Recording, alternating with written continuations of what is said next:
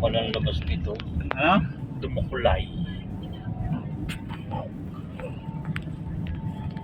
Yan. Oo. Iniiba sa baka. Anong nakakasakop dito? Batangas City na to. Barangay San Pedro na to yun. So Batangas sa ako na ito? Batangas City?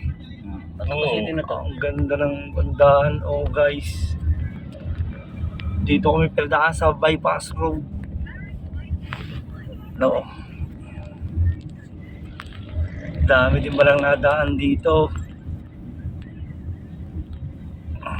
Malaking truck.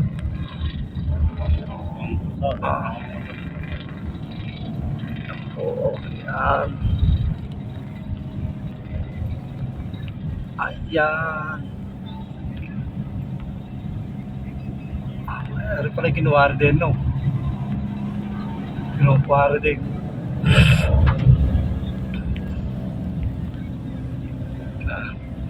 Dalig. Matanda-tandaan ako to yung dalig. Dalig. Barangay Dalig. May libas pala daw.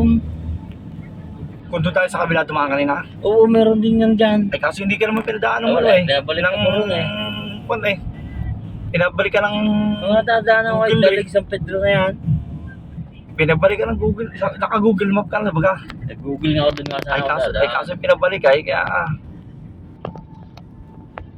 okay, banat. Kuya. Yan. Oh. Ayos. Yan po oh. May malapit-lapit na po kami. Malayo pa rin no? 2.5. Ilan?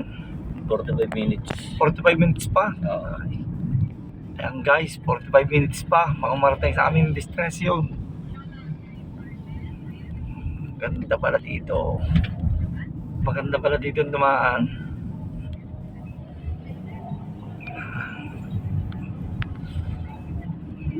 Madami din pala nadaan dito.